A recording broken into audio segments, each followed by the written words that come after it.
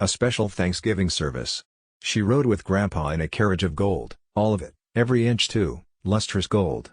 Gold doors, gold wheels, gold roof, and on top of it all a gold crown, held aloft by 3 angels cast in glowing gold. The carriage was built 13 years before the American Revolution, and still ran like a top. As it sped her and Grandpa through the streets, somewhere in the distance a massive choir blasted the coronation anthem. Rejoice! Rejoice! We did! We did! For even the grumpiest anti-monarchists, it was hard not to feel at least one goosebump.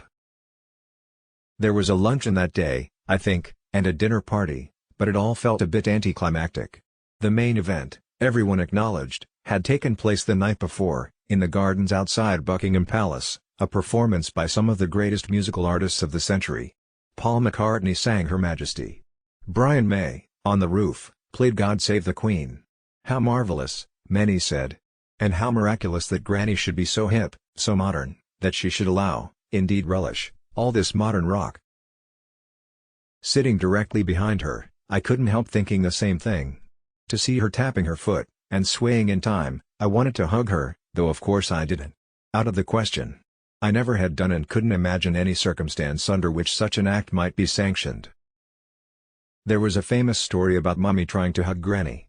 It was actually more a lunge than a hug, if eyewitnesses can be believed. Granny swerved to avoid contact, and the whole thing ended very awkwardly, with averted eyes and murmured apologies. Every time I tried to picture the scene it reminded me of a thwarted pickpocketing, or a rugby tap-tackle. I wondered, watching Granny rock out to Brian May, if Pa ever tried? Probably not.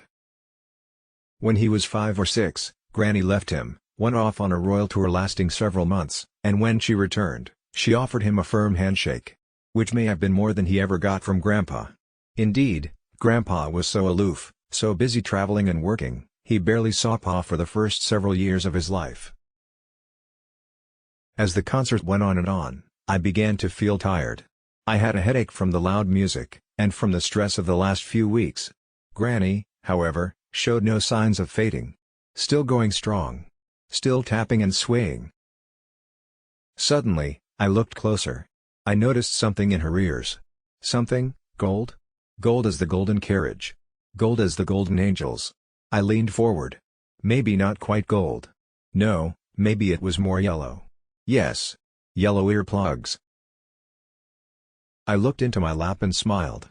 When I lifted my head again, I watched with glee as Granny kept time to music she couldn't hear, or music she'd found a clever and subtle way of distancing. Controlling. More than ever before, I wanted to give my Granny a hug.